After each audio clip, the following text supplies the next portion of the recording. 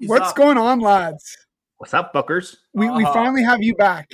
Yeah, have you back and not in a bed with a fucking pillow in the back of your head like you're doing an OnlyFans fucking with your legs above your fucking head. You know, it's good. It's good. It's good to see you. Yeah, Speaking it was of weird. OnlyFans, somebody hacked my fucking PayPal account and spent like $400 on OnlyFans and the clapper. I'm still not sure what the clapper is. I've tried to fucking research it, and it's apparently an app. But yeah, the clapper is an app, or it's not the clapper. It's not the clapper. It's there's an app called the clapper, and they spent like $110 on the clapper, and then it was like 16 separate charges on OnlyFans. And I'm like, I don't pay for porn. No. You can get that shit free and look up anything you fucking want to look up. Why am I going to pay for that? That's stupid. Quit stealing my money to look at your goddamn stepmom. That's awesome. Fucking assholes. So you had to go through that whole fucking bullshit. You had to cancel everything. Yeah, and then I'm still trying to fight fucking PayPal to try to get my money back, which is wild. Yeah, but I don't think I'm going to get it. The last email I got said that it was an approved purchase. You motherfuckers. So it was you. It wasn't me. It wasn't me. I swear. I still want to know. So what's the clapper? Come on. We're not going to investigate for you. We're just asking what it is. Apparently, it's an app like TikTok is, except women can show themselves, and then you can do things like have private chats and watch them do things to themselves. Okay. That's pretty wild. Yeah, okay. That's definitely different. I mean, you learned something obviously because you're like, what the fuck is the clapper? And then you had to do a deep dive. Yep. And now that you're subscribed. I'm not subscribed because I was trying to keep from subscribing to make sure I got my money back. I'll subscribe later. Oh, fuck. That's amazing. Oh, I did see Gerald had an account there, though. Yeah, because I need that. Yeah. If anything, I'd be on the male version one because I'd be selling my pics. Well, yeah, you saw pictures of me on my roof? Come on, I looked great. Yeah, especially rolling off it. That's what I'm saying. It's you don't have to go to a club anymore. Now you just get on the clapper. Oh fuck, that's crazy. It's Movember, and this looks sexy. Who wants a mustache ride? I do look like a super. What's up, Val? I do look like a super trooper. Val. It's bullshit. They bought porn with my money, and I can't even look at it. Which is pretty wild. I mean, like, so they must have put like a lot of subscriptions on when they spent $400 on fucking OnlyFans. Click. So all being said, I became an angry elf very quickly today.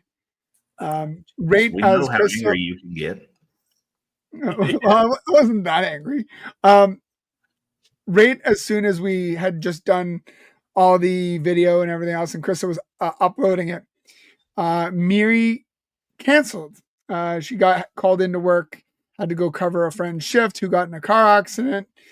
And I know this stuff happens, but when it's on live and you're doing a show, we had to scramble. Yeah, we scrambled. So we scrambled, and Steven is a trooper. Let him guess. Everybody showed up. Who is going to be the guest today? That's what you do. You keep it fucking open. It's in the thumbnail. It's in the thumbnail. There's no guessing. So anyways, me and Crystal had to redo a whole bunch of advertising very quickly, and in appreciation for Stephen and Courtney, and just saying, hey, we got you covered, and thank you very much. You know, they're good people. Yes, Bob Vu is an excellent person, and you can still rep Bob Vu. I'm still And the Leviathan thing, though. I don't have a Leviathan shirt, so or a red line shirt. You can buy it.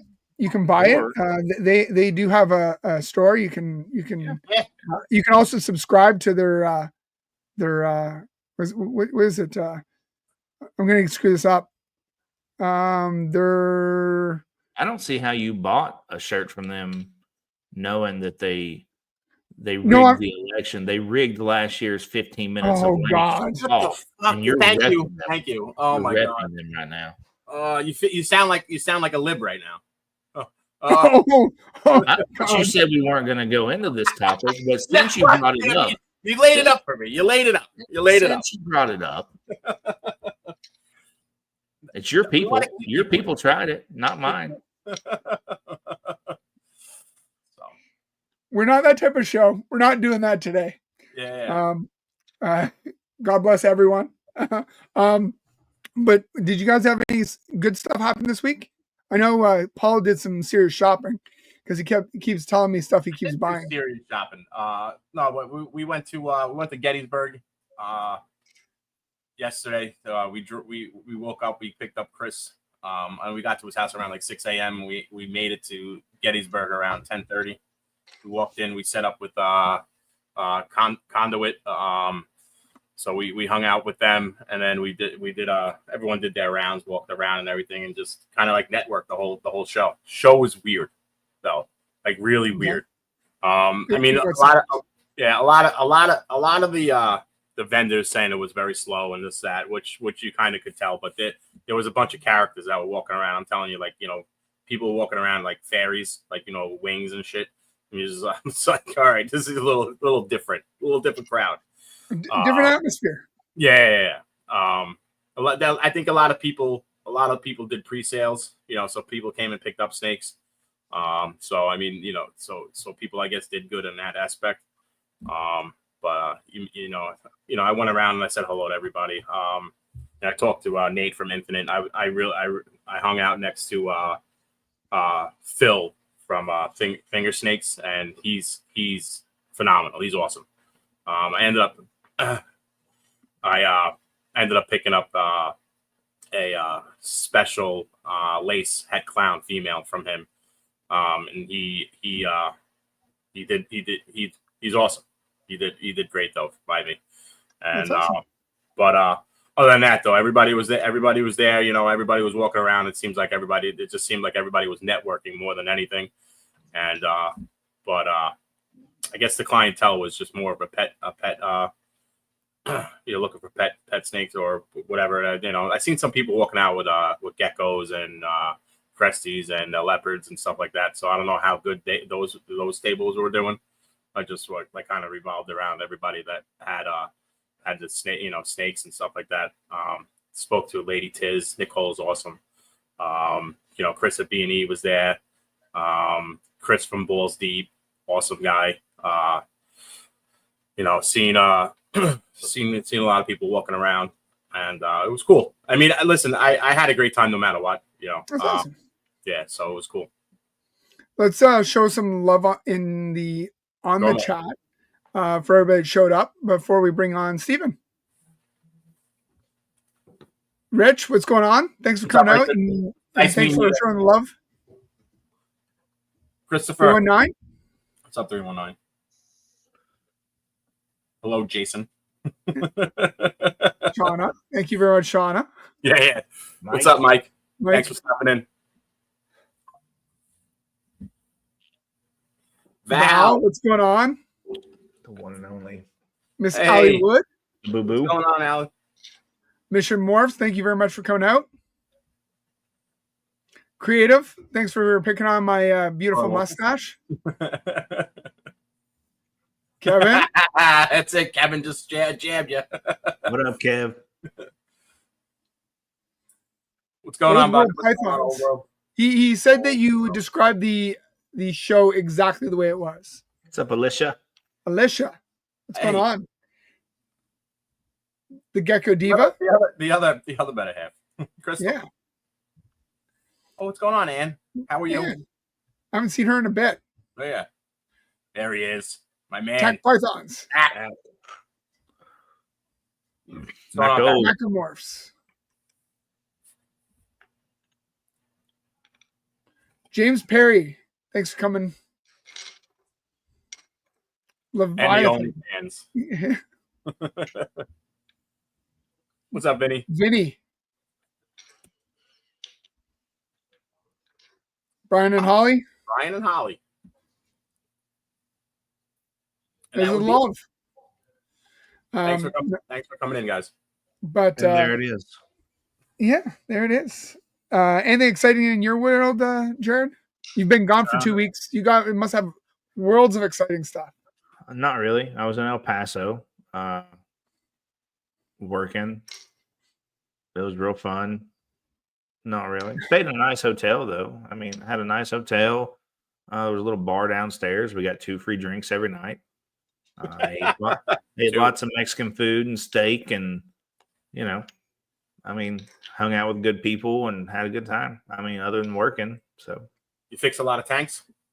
So actually I got there and ended up running the laydown yard. So they brought vehicles in and dropped them off, and I had to stage them and stuff. And then we had a team there, like 60 people just going through and looking at them. We didn't fix anything on hand. We just, we looked at it, saw what was wrong with it, wrote it up. And then at the end of the day, it got tagged, it got put on the train, and then shipped back to our staging line. So more of like an inventory kind of concept, saying, okay, this is what we got, this is the issues, here's the concerns, here's the list, and send it out.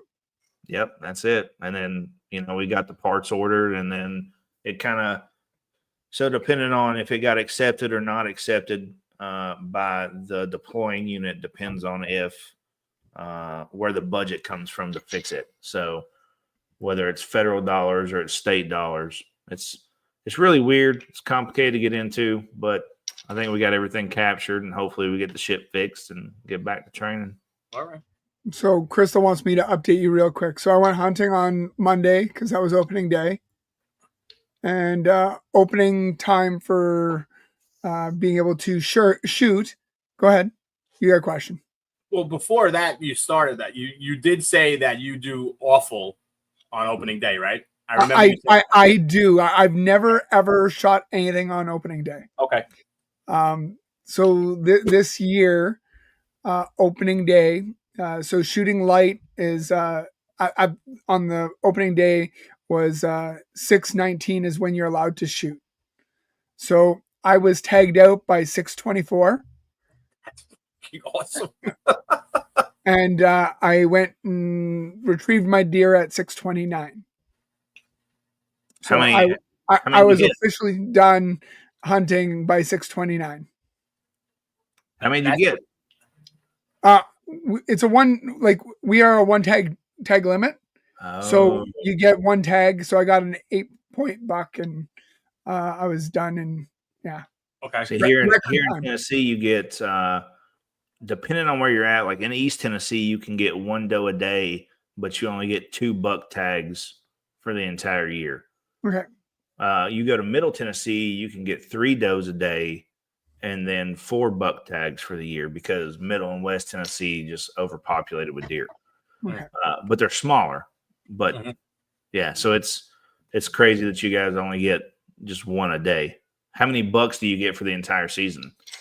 Just 1. And you wasted it on an 8-pointer. I wasted on an 8-pointer, yeah. What it field dress? Field dressed. So field dressed, it weighed, when I got back here, it was 178 pounds. That's not bad. Nope. That's a thick 8-point. It was good. And then, so yeah, I did okay. I'm happy. It's time out in the, and this actually is a joke. It's usually time out in the field, and you get to enjoy being out in the cold. And yeah, so my buddy called me last minute. I've been going now, so I'll be going again on Saturday next week to try to help him fill his tag. So okay, that's the extent of it. But I just want to tell you that I guess the curse of the opening day is broken. You're welcome. You're welcome. It's because you've been hanging out with us. We rubbed off on you. There you go. Shot 2 doe and a 137-inch 8-point buck with a kicker opening. That's awesome. And good luck to everybody else hunting. Let's get Steven on here before he forgets about us. Because he's, like I said, he's just saving our butt. I don't think we have to really do an intro for him. It's Steven from Leviathan. friends. I the Red Line B Squad is here. That's right. Yeah. That's right. Yeah, you guys get to finally join the A Squad for once. So, that said, I have written down some notes from your guys' like intro and things. And the very first one, you guys can take super chats, right? Yes, we can. Okay. All right. So, chat friends, their like countdown screensaver thing reminds me of like a 2002 DVD player. Like it is like that dated. So any super chats that we are able to raise is going towards a better countdown fund for these guys. So come on, guys, we got to get in here. Drop us $1. Out fucking swinging right now. He's swinging today. I'm just saying, guys. You got like. I love it. I love it. I got a really good in-house person for a lot of our stuff. I'm sure I can ask her to update it. Specifically the numbers, because it's like the like 3D graphics that are like moving in and out to show that they're 3D. Everything else was fine, but yeah, I enjoyed that countdown. But again, super chats, friends, we need them. We keep that countdown for the music, Steven. Good. I like it. Yeah, but yeah, it allows us more of the song. Yeah, right. Yeah. That said, one other thing, I also like how Gerald starts it off as like, I was really mad today because Miri canceled on us because God forbid she has a job.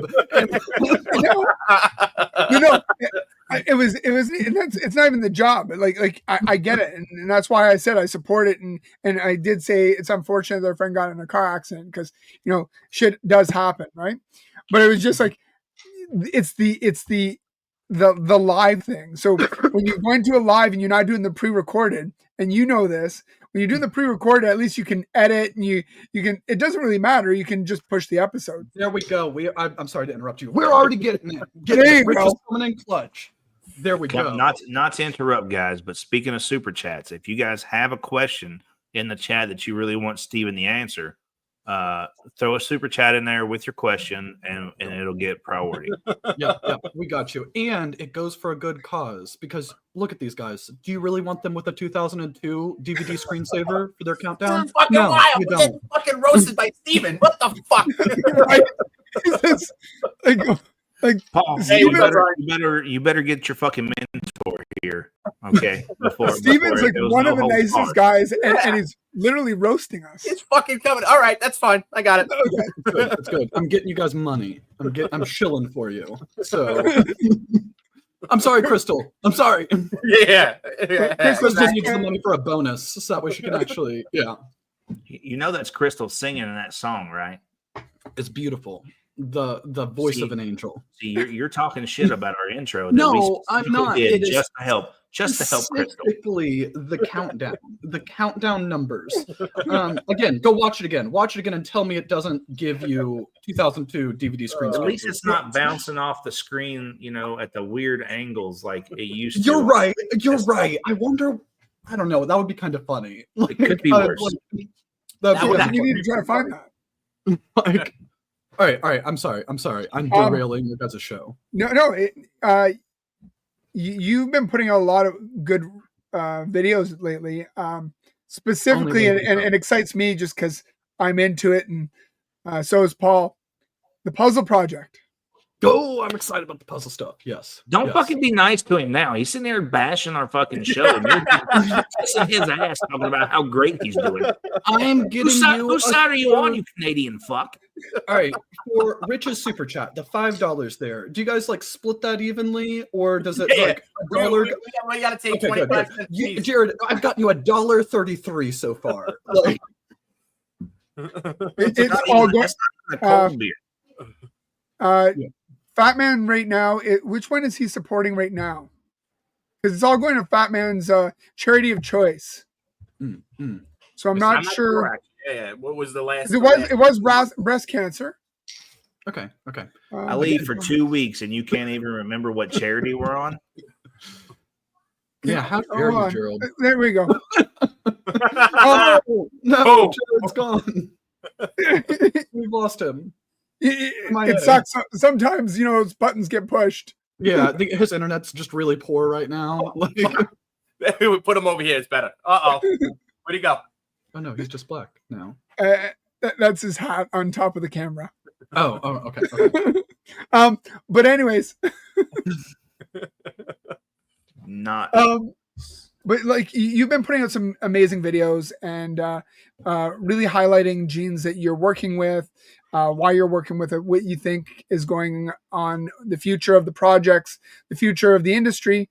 And what was the total value of the offer made on that snake? The puzzle, sunset, yeah. Yep. So I don't want to put anybody's specific business out there, but I'll say stuff that's like publicly. So Brock Wagner of Brock Wagner Reptiles, amazing dude, love him. He hit the very first sunset puzzle last year. And it was actually like, I don't remember exactly how many eggs were in the clutch. Let's say like 6 eggs in the clutch. All of the eggs went bad except for 1.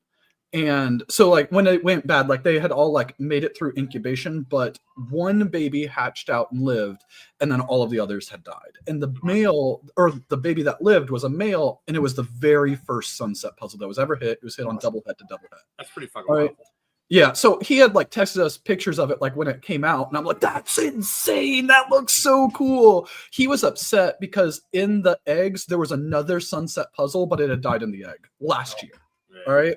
So he had hit the very first sunset puzzle in the world. It was a male, literally the only one that exists, and it looks absolutely incredible. It is probably one of the best sunset combos. It's probably one of the best puzzle combos. And the fact that it looked so good on both of these different projects, people in the sunset project wanted it and people in the puzzle project wanted it. So he had a multiple different, like really big offers for it. But the 2 biggest that I know of, and I actually know both of the people who gave him the offers, and I've talked about it with them, but I don't know if they've put it out there publicly, so I don't want to say their names. They had standing offers with him that they would buy that male from him for $150,000, and he did not sell that animal. And we were there last week or the week before last week, one of the 2. It was Halloween. Halloween was when we were there. And while we were there, he hatched out another clutch of sunset puzzle stuff, and he hit the second sunset puzzle in the world. Might be an Orange Dream sunset puzzle. We're not 100% sure. It was a female. And literally, like the day we posted the reel of it, like coming out and showing all of that stuff off, it was sold in 24 hours. Yeah. That's awesome. And again, I don't want to say the person's name who bought it because I don't know if they want that out there publicly yet. But eventually that'll come out. Brock sold more. I'm like, oh, we do good job on sales. Like we sell some high dollar stuff. Is nothing compared to what Brock did while we were there. Alicia. No. Oh, Alicia, there we go. There we go. I think our logo's already starting to change. We're cruising now. There we go. All right. I don't know how much money it takes to like go from 2002 to 2024, maybe even 2025, if you guys can squeeze in like a new 2025 model countdown. But figure it out. Really appreciate it. We appreciate it. So, all right. He is actually quite the salesman for salesman. He's a salesman. Like, I don't know if he's very nice about it, but he is a salesman. I'm gonna super chat with your card. Oh, okay. As an apology for him being an asshat. Courtney, can you replace your husband, please? She can't hear you. Now I think that everything was a lie, and she's the nice one, and you're the mean one. You're right. It is. It's a ruse. It's a ruse. Freaking She's ruse. always been lovely to me.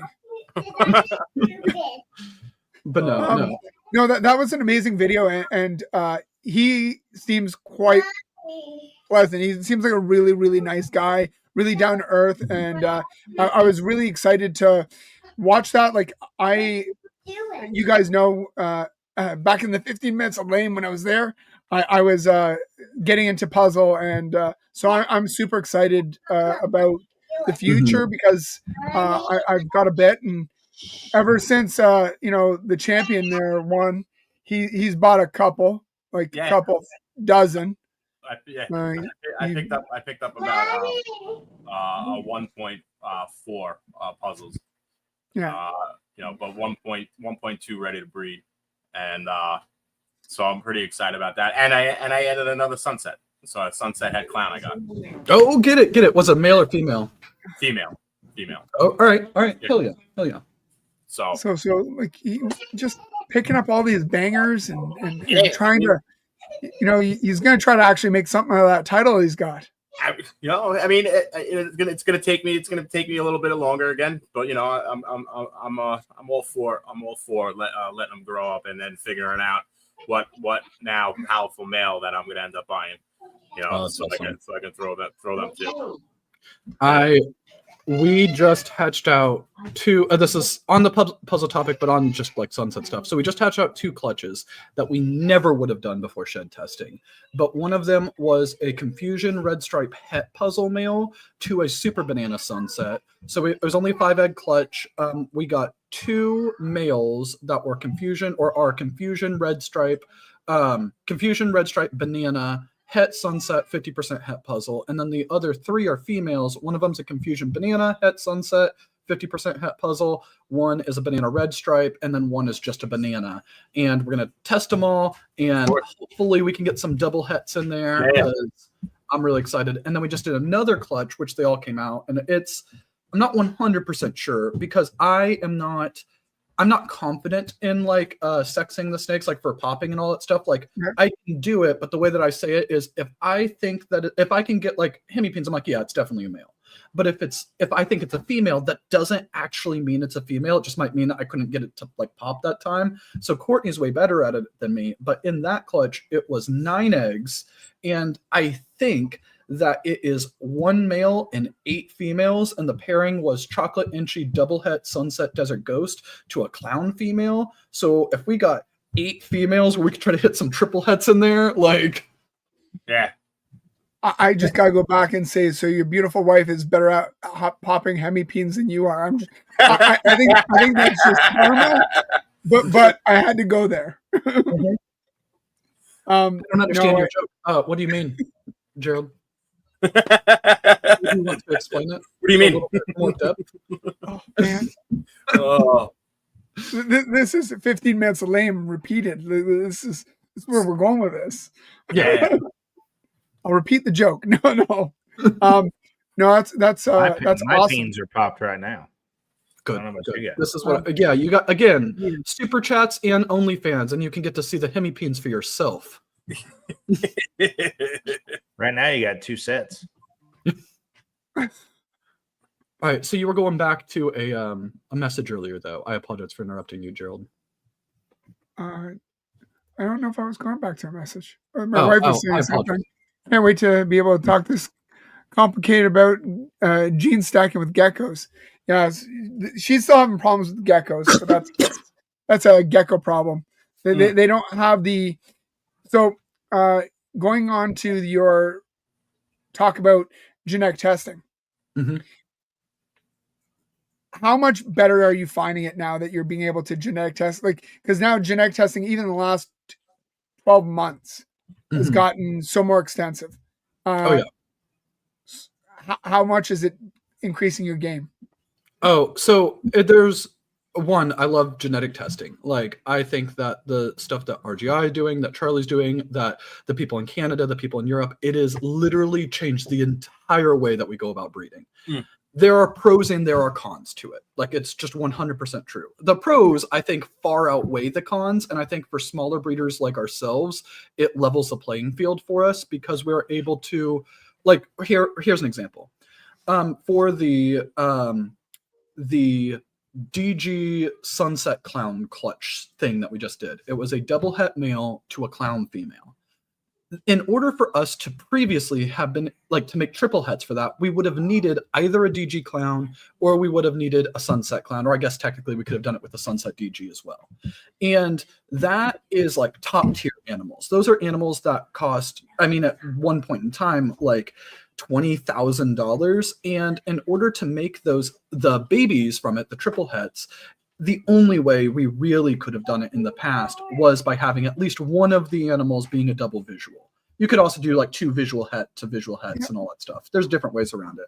But anyways, with this, it created a situation where we were able to skip an entire generation of animals because we didn't need to get the sunset clown in order to make those animals. We could jump straight there with a double het male. And again, there's still odds that come into it. Maybe we test all of them and we don't get anything, and we don't get anything that we want. It is possible.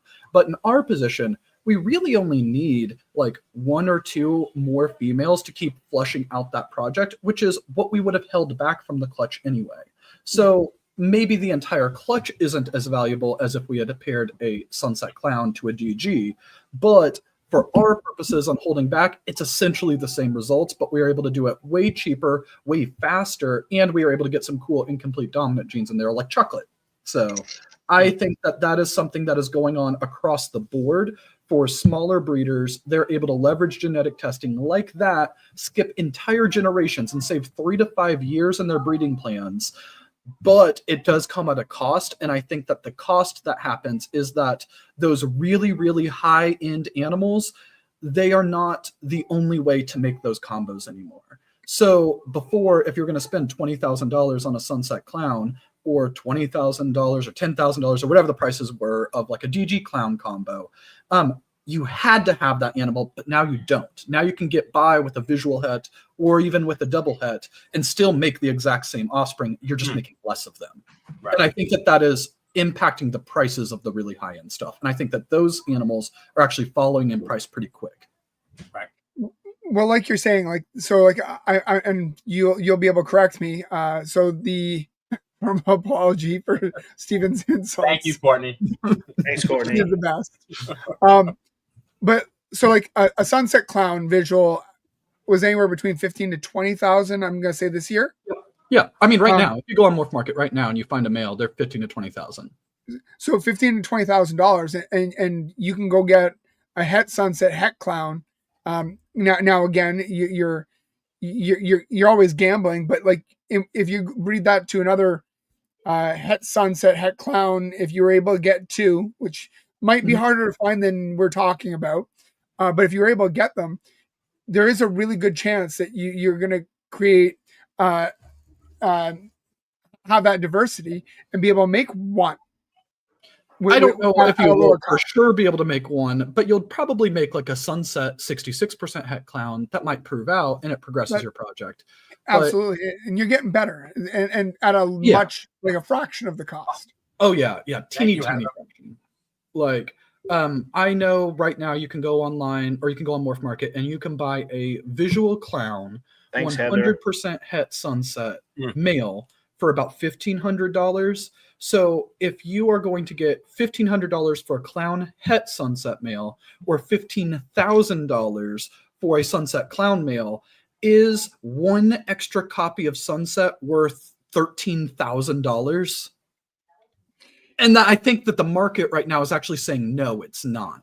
Right. And I think that that's why those higher end animals, you actually see them will like sit on Morph Market for quite a bit, because people would rather buy for example, like we recently bought a Desert Ghost double het sunset clown male, and we actually purchased him while we were up there in Canada with all you guys.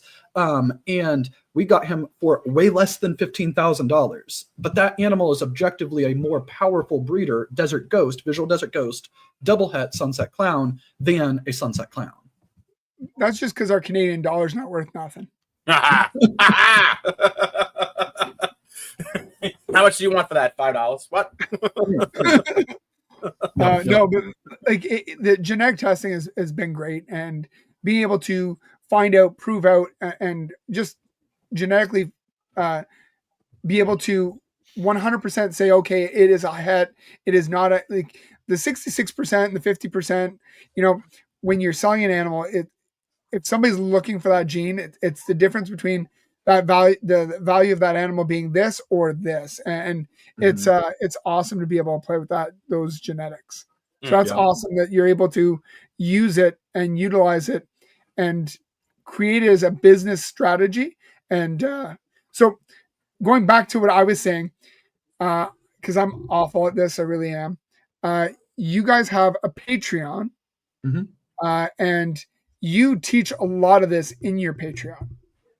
Yes, it's so I'll kind of talk about like our Patreon a little bit. So yes, I would say that we do talk about things like this. So we do a weekly podcast episode where it's Courtney and I talking. Sometimes we'll have like a guest on. I think our most recent episode, it was Courtney and I talking with the entire Wagner family, and we were talking about like the craziness of what happened during the banana days and how we compare and contrast it to the COVID crash. So that was our most recent episode that we just did. So by the way, if anybody wants to go check it out, you can sign up for like the free trial and you can just listen to the stuff. And the idea on this is shameless self-promotion, is that you listen to the content and you're like, oh, this is pretty neat. And I like doing this. And it's very, like, I think we're on like episode 30 something right now because we do it every single week. But you might like the content and you might like the community that's like built up because we have like a really active Instagram group chat and things like that. And hopefully you stay past your free trial, and then any money that you pay for your fees goes towards a credit for a future snake purchase. Courtney, I want to take some credit in the fact that I'm promoting your Patreon, and I volleyed it up for him because you guys are awesome and you saved us, and we're going to definitely say that you guys are fantastic people, and if they are going to spend a couple bucks, they should definitely spend towards you guys. Yeah, there we go. We appreciate it. So that is like that's our main aspect of it. Like once a week we do that weekly podcast, but we also do once a month for, I think it's the $25 and up tier. We do like a group Zoom call once a month. For the $100 tier, which that's like completely full, like there's no spots open, but every now and then somebody will drop, but usually it's like somebody else who's already in the Patreon fills the other spot. That we do like one-on-one monthly calls on like various different topics. One of them I'm really excited about is for our $50 tier, we do a once a year breeder meetup. So last year we did like a dinner thing at Daytona. This year, we're not 100% sure on the dates because we're still working with Bob to nail it down, but probably the Thursday before the Southeast Reptile Expo in August, we're going to do like a breeder summit where there's like bigger breeders who come in and we do like panel discussions on like various different topics, whether it's sales or marketing or building projects from scratch or the like economic cycles in the ball python hobby, things like that. But it's going to be it's not going to be so much like a reptile show where you go and buy stuff, but more like a trade show conference type thing where people would talk about topics that are relevant to the industry. And for that one, it's the $50 tier and the $100 tier will be how people get on that one. So I've got a question for you, Stephen. Since this is a 15 Minutes of Lame show, a spinoff or whatever you want to call it. Yeah. How did the competition help influence the way you guys do business, both with promotion and with your shows? I think the 15 Minutes Lame was amazing for us. Like, so for 15 Minutes of Lame, there's a couple different aspects on it. So when we very first decided to like try to get on 15 Minutes of Lame, we didn't really know Chris beforehand. But we had watched some of his shows. We had seen the 15 Minutes of Lame competition, and Courtney had the like idea of like, I think it'd be really cool to get on his show in order to gain access to an audience that we didn't already have. So again, Chris is awesome, but there is like selfish benefits of being on 15 Minutes of Lame because he has a huge platform and lots of people really, really value his opinion on people. So by being on 15 Minutes of Lame and getting his feedback helped us out just on that. When we got to do the contest, it wasn't something that we 100% knew that like we thought we were going to do the interview and that was going to be it. And it wasn't until later on we're like, okay, we're really going to try at the contest. And I think that by doing the contest in the way that we did, it helped us for our brand because it gave something that people could point to and be like, oh, I watched you during the contest. And I loved it when you did this reel or when you did this collab with Reggie and Jana or anything like that. And then once we were able to do the whole contest and we won, and then we made like the 15 minutes documentary about it, again, it's kind of like trying to squeeze every drop of value that we could get out of it because it really is what you make of it. And it is trying to find other ways where our brand can stay at the top of people's minds. So when we did the 15 Minutes of Lame documentary, not only did we just make the video, but we also did like this whole like press tour for a month leading up to the release of the documentary with Shane and with Chris and with Antoine, and we were going on a bunch of different people's lives. And then we ended up launching the documentary, and it did really, really well. And a lot of people come up and they, like, even today will be like, I watched your documentary and it was really good. Like, I've never seen something like that in the reptile hobby before. So speaking of the documentary, you know, I want to defend my Canadian friend here who does not know how to defend himself. Sorry. But wasn't there something or there was some group of people that a contestant that was just left off the documentary? You're right. It's because we didn't like him. But but no, you're right. I'm sorry, Gerald. I apologize. So when I'm over it. Yeah. Oh no, he's not. We hear about it at least 3 times a week. No, I only joke about it with Steven when it's usually just us, but that's okay. You can throw him under the bus again. But yeah, we left Gerald off of the credits at the end of the documentary. Well, if we're gonna blame somebody, we actually got to blame Fat Man, because Fat Man forgot about me too. Yeah, so that's actually what happened. Is I asked. That's why I lost 15 Minutes of Lame. Yeah, you're right. That was the reason. Yeah, 100%. You weren't in the little line where it was like going up on the screen at the very end. You're right.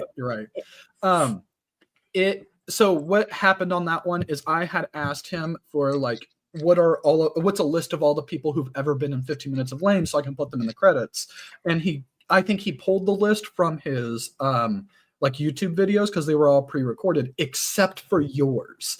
And because yours was alive, it wasn't in the same list when he pulled it for the pre-recorded stuff. And that's why we didn't realize that you were in it, and that we didn't notice until after the DVDs were printed. I know. I hear the excuses all the time. You should have made space of his name. I just want you to know, Gerald, you were being nice to him as he was bashing our show, and I still defended you. I know. And you blocked me out. You kicked me off the show for like 36 seconds, and I'm still defending you. It was the worst 36 seconds of the show. One Mississippi. I'm not here. We lost 3 people when you left. Yeah. So, Steven, without telling everybody all your projects that you're in, obviously you're in puzzle. Mm-hmm. Obviously you're into sunsets. Yep. What else do you play in? Courtney's favorite project is the asphalt project, and that's gotten a little bit more loose again from genetic testing, because now, before we very much were like asphalt and yellow belly for freeways and super asphalts.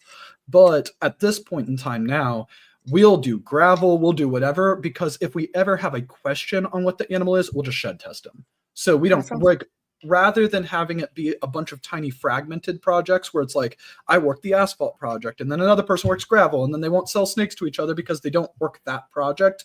It's made it all one big project, so it's increased the market share for that project because now you can cross them and it doesn't matter.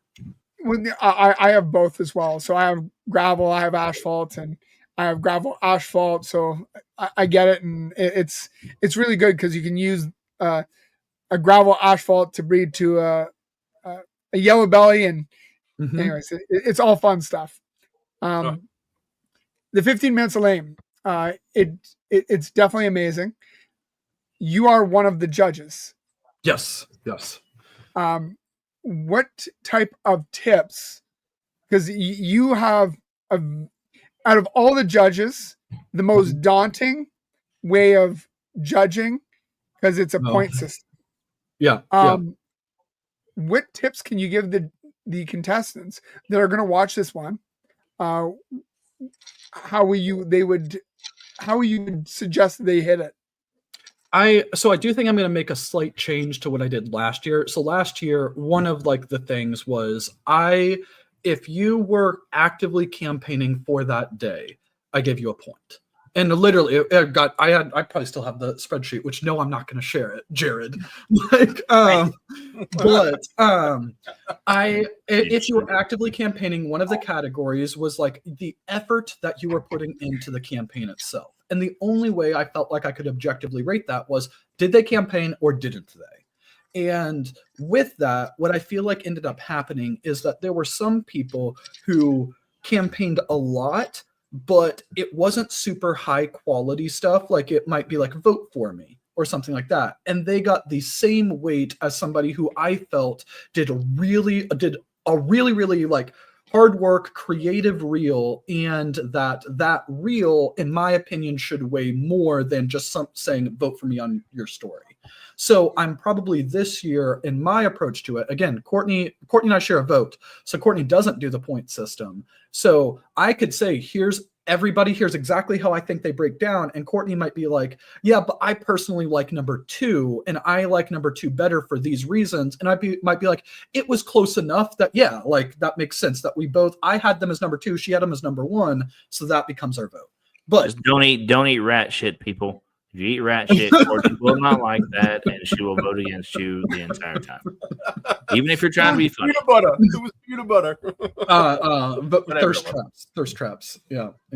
So, I love the idea that you kept sending those thirst traps to Justin, and it was. And he never got them. Summer was opening them each time, and she never told him either, because like, oh, I love the fact that it's just like she opens up the Canova Instagram and there's Gerald in his stripper clothes stripping in his snake room, and she's just like, so what's awful is we had to get Chase to show him, like, was it just after or just before the final episode? But like it's awful that, like, yeah. I don't know. So one it was thing like all that work for nothing. One thing we've talked about on here before is that, like, some of us saved the best quality stuff, or what we thought was the best quality, the most creative, for last. How long does it take you guys to, as a judge, to put in your vote, to create your content, to send back in, to get it all put together by Christmas, by the release? I think I don't remember exactly what it was. I'd have to go look. But if the announcement goes live on December 25th, I know Chris has to be able to edit all of the stuff together, or at least he did at that point in time. I don't know if it's still the same, but he had to have time to edit it. So no matter what, that's going back a day. So we'd have to have at least the 24th, but I want to say it was like 3 or 4 days before the end of it, we had to have like our votes done and sent to Chris, so he had enough time to edit them all together into one video so that we could do the announcement. So I would say about the 20th to 21st or so is probably about when it was, but I don't remember exactly when it was. So don't hang on to your best content until the end, guys. No. That's a great tip. That's a great tip out of it. So yeah.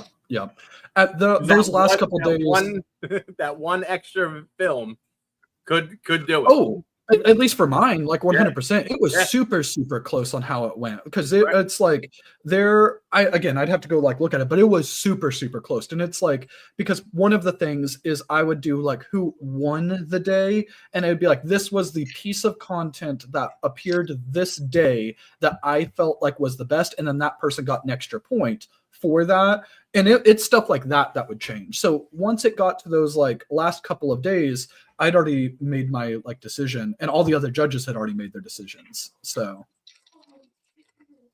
I think I'd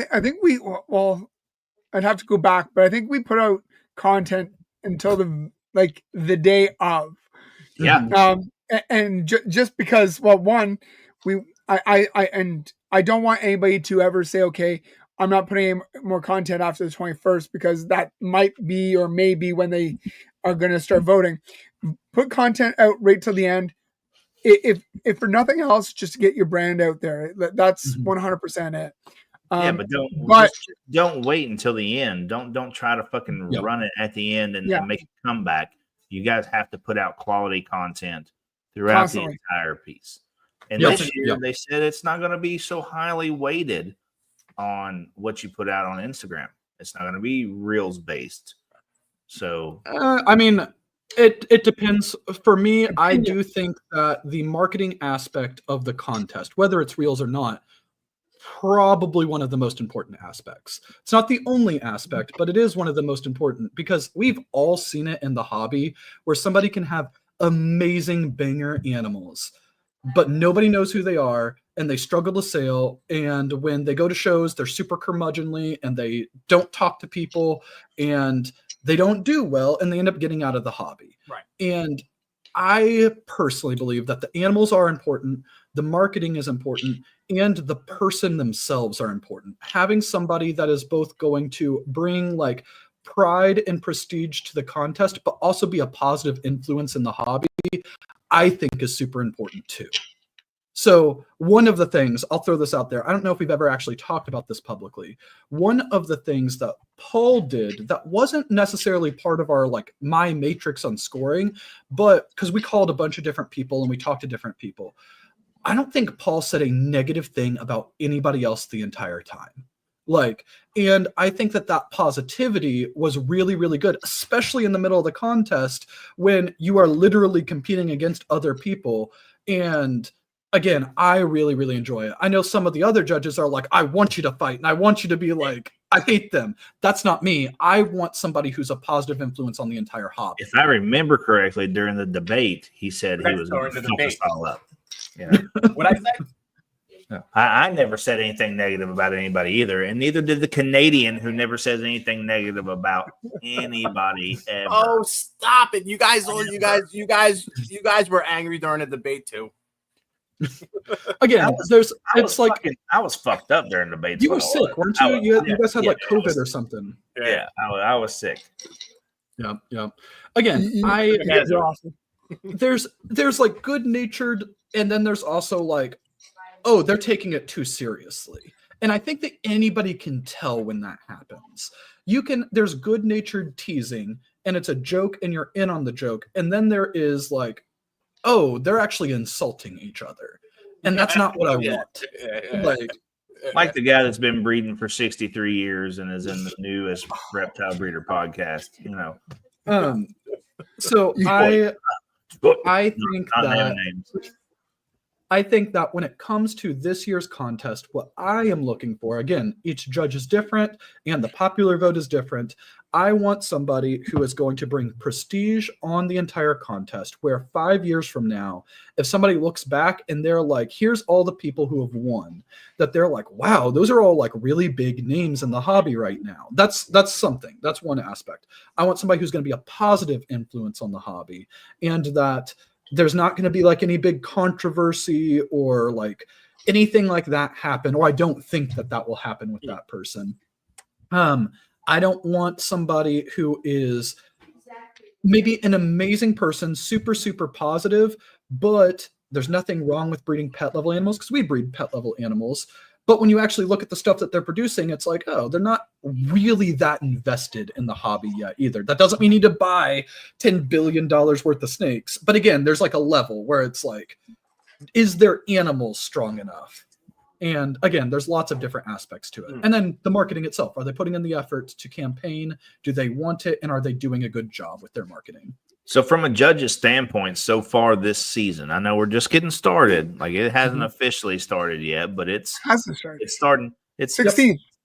It's starting to ramp up. People are starting to post some stuff.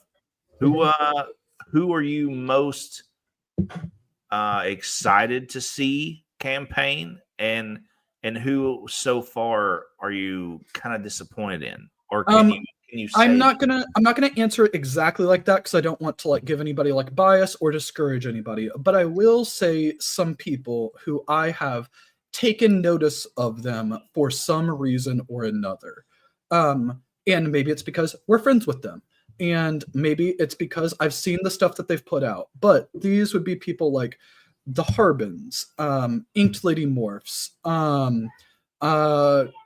Crystal, what is it? Brian. Brian I'm trying to think. Yeah. I'm trying to think.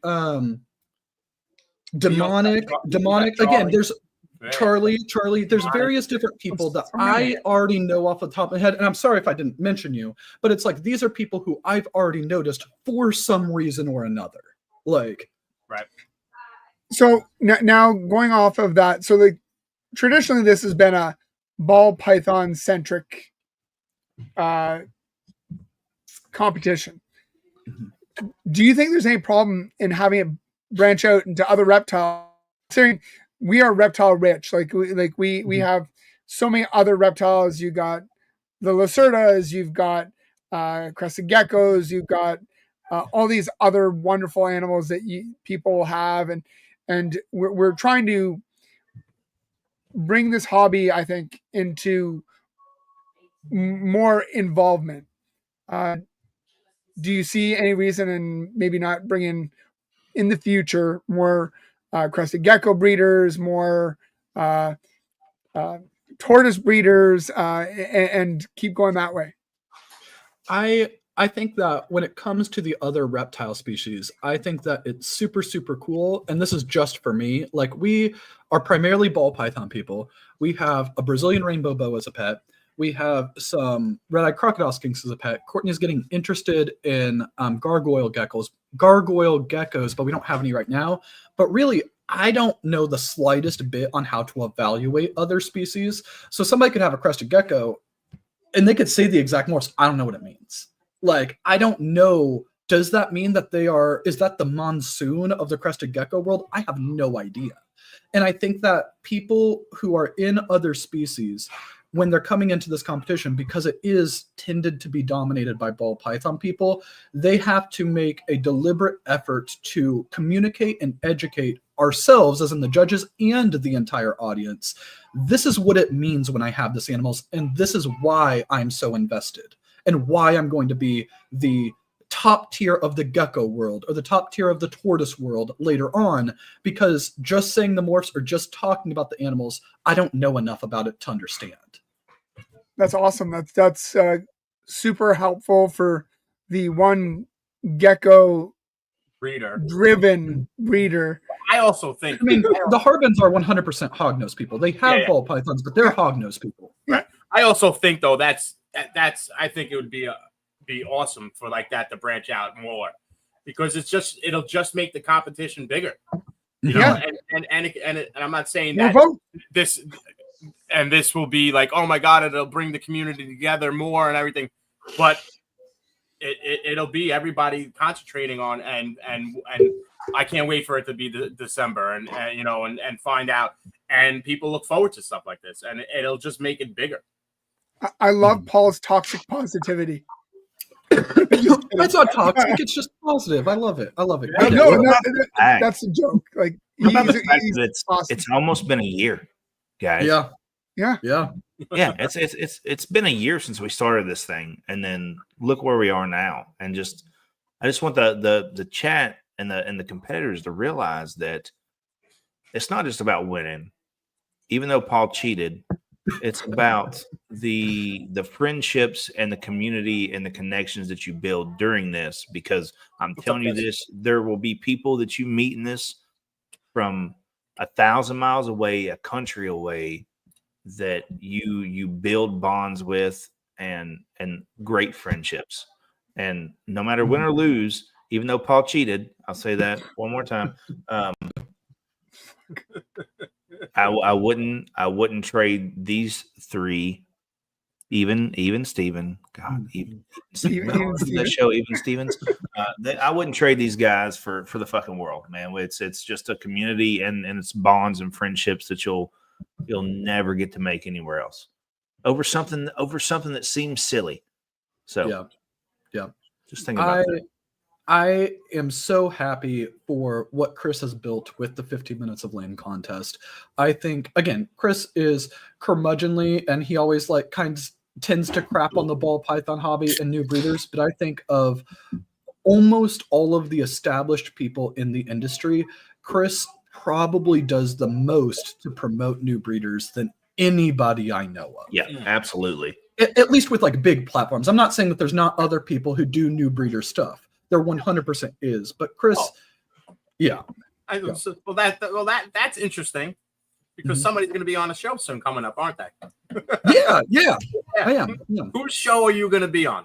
So I am going on MJ's Thursday show. I don't know which one that is. Traitor. Yeah. So this is coming. This is coming Traitor. close, man. This is some. What are you gonna do here?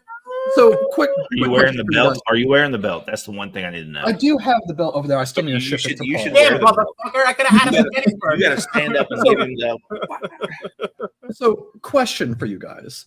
purple. And I don't know if we want to like get into it on here right now, but I feel like that with like Chris and with MJ, both of them have amazing audiences who are super plugged in and super loyal to each of them. And I do think that there's almost like a situation where it's like, you don't have to like everybody on every single thing that they do, but that doesn't mean that that specific person or that specific show or anything like that is necessarily bad, or the people who enjoy it are bad. So is your guys's teasing about this dealing with specifically MJ, or is it dealing with like just the fact that it's like your team Chris? Yeah, it's a stigma. It's a stigma. It's just a little jib because we know the controversy. So why not bring a little more controversy? It's not serious. It's a little jib because that's what we do. If you've watched any of our shows, the banter between the three of us is always, we're always jibbing about something, and none of it's meant seriously. No. The podcast community as a whole and the reptile community as a whole is somewhat toxic, but there are good things to take away from everything that's out there. You've got it's kind of a West Coast versus East Coast thing, you know. I get that. So I know. So it was what, like 2 years ago, there was like the controversy between MJ and Shane. And I love Shane. Shane's one of our like best friends. And I don't know if like MJ and Shane ever like talked about anything like that, but I know that like afterwards, like MJ has like messaged us and he has like apologized. And I feel that, in my opinion, is if somebody, MJ never directly did anything to us, so he didn't really need to apologize to us, is like my thoughts on this. But with it, I think that everybody grows and everybody like develops as they get older. And just because MJ did things that caused controversy previously doesn't necessarily mean that it's irredeemable and there's nothing that he can ever do to like come back from it. And personally, just from like the last year or so, he's been pretty chill. I haven't heard anything coming out of MJ recently that was like controversial. So you think he's gonna let you promote the show? I think that like the contest, 100%. I'll talk about the contest 1,000%. Would that be the same thing for Sean Bradley then? Even though Sean Bradley has been quiet for months now, what about the controversy that came up there? Does that mean that he is not redeemable? For the like racial slur one, is that what you're talking about? I mean, you can go back to Sean Bradley's podcast and name 26,000 things. Oh, okay. Same thing with MJ. I mean, Yep. MJ is brought up and said some crazy, outlandish things, and you know, if you look based off where we're from, coming from East Tennessee and North Carolina, watching a dude fucking choke down a goddamn bong 3/4 of the time he's on the show, that may not be something that a lot of people in our area see as good. Yeah, and then the controversy that he brings with it, and the people that he calls out, and how he calls them out, and the things that he says. I mean, that's no different than what Sean Bradley's done in some circumstances. So, are they all redeemable? So I have never met Sean Bradley in person. Like I've seen him at a show, but I've never actually talked to Sean Bradley. Gerald's about to fucking flip a lid. He's He's begging for it. Okay. So what I would say on Sean Bradley, again, I didn't ever really watch bullshit beforehand because that was like before we got into the hobby. So I don't really know like all of it. The big controversy that I had heard of was when he had come back and he had Peter Call on it, and Peter Call started dropping like racial slurs on it. Oh yeah. And it was a live situation, and I know that it was like super awkward, and I didn't watch it. Like I had people messaging us about it and all that stuff, but I don't actually know on what fully happened in it. But from what I understand, Sean Bradley wasn't the one who said it, right? Like Correct. he didn't necessarily stop it, but it was like and again, I'm not saying that's good. I'm not saying like you need to tolerate like racism. I don't think that that's like true at all. Right. But I also feel like that somebody being racist on somebody else's show, it's a hard situation, and I don't know, like in my mind, I feel like that if that was the only thing, but again, I don't know if there's other stuff, so I don't know. I 100% think it's possible for somebody to come back from that, from having somebody on the show that said racist stuff. Right. What do you got, Gerald? So you and Courtney are amazing people, and it's as long as you guys stay true to yourself, it doesn't matter whose show you're on. As long as you don't change who you are, you're going to accentuate you. There are negative people, there are positive people, and as long as you stay true to your roots, the people you are, the people you want to reach out to, it doesn't matter. Go ahead. I apologize. So like you're good people, and you know, I think that people can change a new leaf and be better people. But I think as long as you stay true to yourself, it doesn't matter whose show you're on, whether they decide to go a little bit one way or the other. You guys are going to do great, and you're positive, and as long as you're doing what you want and are still positive towards the reptile community, I don't think it matters. I think you should have a great time and have fun with it, and definitely keep promoting the show. Yeah, 100%. Again, I think that the stuff that Chris is doing with the 15 Minutes of Lame is one of the most fun and positive things that happens in the reptile industry every single year. And in my opinion, I feel like that anybody, and I know that some people don't like it for various different reasons. They say it's like a popularity contest, or they say like, why does Chris get to pick the person? And it's just misunderstandings with the contest. And the more that people are able to like teach what the contest is about, I think the more likely it is for people to be like, oh, that is a genuinely positive thing in the industry. But the people who are not going to listen to that stuff or the people who already have negative misconceptions about the contest, they're not the people who are already watching Chris's stuff. They're the people, for whatever reason, have decided that they don't like that specific aspect, that specific piece of content, and therefore they watch somebody else. And I think that getting outside of the kind of cliques that are developed within the reptile hobby, and that's nothing wrong with cliques, by the way. I think people always like talk about it, but always you congregate with people that you tend to like jive with and click with better. And that doesn't mean that other people outside that clique are worse. It's just that you find your friends. And moving outside of your cliques, that way you can work in different audiences and different groups, can give you a better perspective of the entire industry, and it can let you understand people better. Right. I get it. I completely get it. But Shauna was just saying though too, right? Right. So they had their shows recently, and then they kind of bashed Chris, right? So at the moment of when that happens, and if you go on and stuff like that, that's what's crazy about it too. That shows character though, right? And character flaws. So you know that way Stephen and Courtney are. That's the way they are, and it shows lack of growth. Right. No, it just shows lack of growth and and that's who they want to be. And as long as we as people don't, you can be on anybody's show and somebody could be just negative.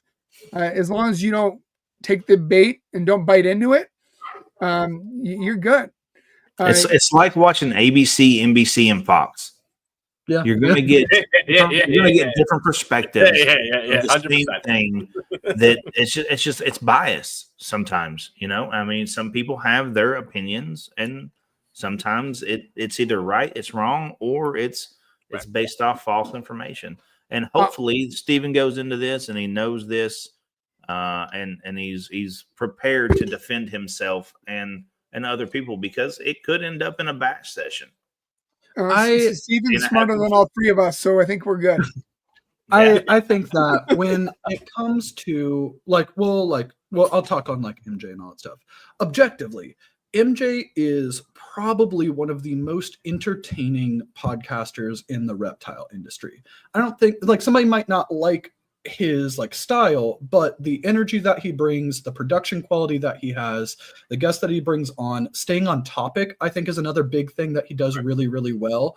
And all of these things are objectively things that make him a good podcaster and good entertainer.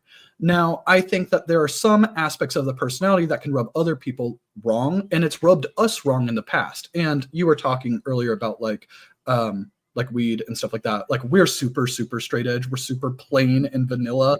And I like, if Courtney could have like prescribed ibuprofen, I'd be like, I can't take that. That's an illegal drug. Like, but with that, that doesn't necessarily mean that somebody who smokes weed is bad. Like, honestly, for the most part, I think that across the country, the vast majority of people, maybe not the vast majority, the majority of people would legalize weed if they had the ability to. I can't wait till I retire. I'm smoking Like, weed. Again, I don't smoke anything. I don't partake in that, but I think that that is my personal choice, and I don't want to impose my own beliefs on other people when it doesn't hurt other people in any way. So I think that there's some aspects like that that turn people off from specifically MJ in the exact same way that people get turned off from Chris because they don't recognize that the kind of, I don't even know, curmudgeonly humor is a joke rather than they think that he's just straight up like being mean to people. And it's again, they don't understand it, which is fine because everybody's different and there's somebody for everybody. So I think in this specific situation, having a person who really resonates with a group of people who are just as valid and carry just as much weight as anybody else in the reptile industry, I think it's a good thing that he has the space that he has. And he's not trying to like take over and do everything for everybody. You know, in this hobby, you need different flavors. You need different people to give a different perspective, and the different personalities drive in different people. People can connect with someone different as long as everybody's having fun with it. There's people that may or may not like me, and may or may not like Paul, and there's a lot that don't like Jared, but there are people who like, again, and I'm not saying this in a negative way because again, everybody has different tastes. There are people who don't like us, and there are people who literally have commented on our YouTube videos that like they don't like seeing Courtney, like they don't want Courtney talking on the videos. And the only real reason is, and the way that they phrased it was like, I'd like this better if you didn't have your woman talking so much, is that they don't want a woman talking in the reptile hobby from a position of like education or authority. Which is like, yeah, but there are people like that. And I'm not saying that that is right. What I'm saying is that it doesn't matter what you do. There's going to be people who love you and there's going to be people who hate you regardless. So don't even worry about it. Do what you want. Do what makes you happy. And that's what this hobby is about. Like the reason most of us got in this hobby is we like the animals, we enjoy the animals, and we found a community, as a sense of being, and we enjoy that, and that's why we do it. Stay true to yourself, and this is awesome. You know, we love Leviathan. We love everything you guys stand for. You guys are wonderful people. I think the whole point of bringing this up was just to give you a hard time, I'm assuming. I didn't know about the show, so we're going to talk about politics. Well, I avoided politics because I didn't want a freaking controversy, and then, anyways. But we want to thank you so much for filling in and giving all this good info for people that are coming up in the contest. Absolutely. People who are going to be in the contest in the upcoming years, because Fat Man's always looking out for that next 15 minutes of lame winner. So we want to thank you and everything you guys stand for, and guys, make sure to tag, follow, and like everything that Stephen, Leviathan, and Paul, and all the other judges, yeah, Paul, you're a judge. I gotta kick you off one of these shows just because you're a judge. But make sure to tag them in everything you do from the 16th going forward, not before the 16th. I wish everybody luck. And not us. Don't tag us. Don't tag me and Gerald. We're not judges. No, I've already got tagged in some stuff. Guys, I'm not a judge. Don't tag me. no. If I see your stuff and I like it, I'm not saying I won't share it. But we are definitely not judges. We're not. I do not need my inbox filled with everybody's stuff. We are Paul's, friends. yes. Tag Paul, double tag Paul, triple tag Paul, and probably Steven too. Fill their fucking inboxes full of shit. And if they blocked you, you'll know.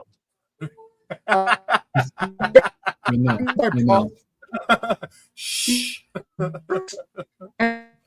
think Gerald's a robot. Gerald's fucking Canadian fucking internet. There it is. He's back. And on this note, we've got the Fat Man Nation presents My One Black Friend, My One White Friend coming up in just a little bit. 9 o'clock. So make sure you guys stay tuned. Check that out. Go watch him. And he's going to give you some good comedy. Yes. It's going to be fun, especially tonight. I'm sure of it. Yep. I'm sure of it. If you're an American citizen, you're going to love tonight.